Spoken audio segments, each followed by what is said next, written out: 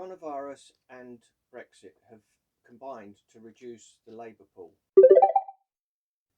Hello, I'm Adam Cowper-Smith. I'm a soft facility services consultant and interim manager.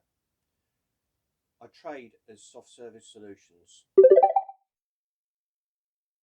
Some people who a year ago were termed as key workers are now being slowly rebranded as unskilled labour. The very people, the cleaners, who have been relied on to keep the country going during the coronavirus COVID-19 pandemic are being slowly but surely degraded to unskilled labour. The thing is that a lot of these key workers have been displaced from their previous occupations and have taken cleaning jobs because they needed an income.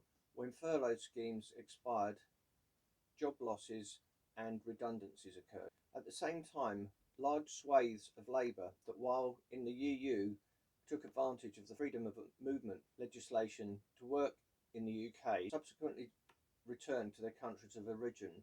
As the pandemic took hold, their incomes were threatened and Brexit drew closer. The question is now, what will happen when these same key workers resume their former careers or stay in their countries of origin, where opportunities for them have improved to the point where there is no need for them to come to the UK. Logic says that there will be a shortage of people willing to fill those vacancies left by the current key working workforce. These people are often referred to as unskilled workers.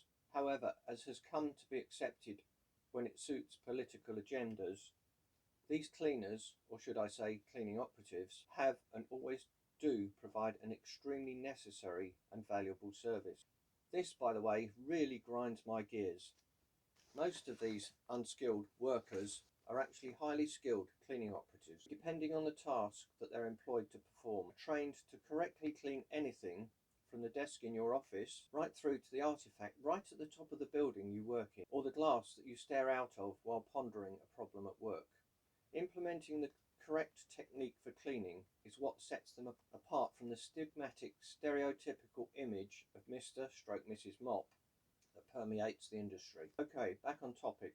How will the shortage of available people to perform these tasks be fulfilled? Recruiting the right people to undertake cleaning services is and has been an ongoing, very time-consuming and costly problem for the industry. The reduced labour pool is set to become an even more challenging problem to overcome.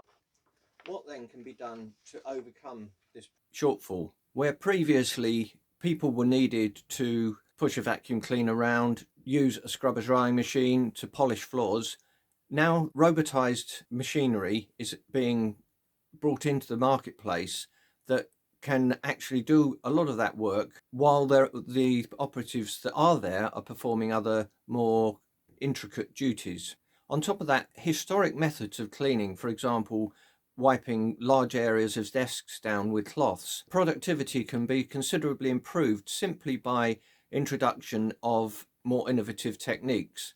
So instead of using a cloth, use a microfiber mop designed specifically for cleaning smaller surfaces, from desks through to walls, mirrors, glazing, doors, anything that's got a flat surface that needs cleaning regularly can be cleaned.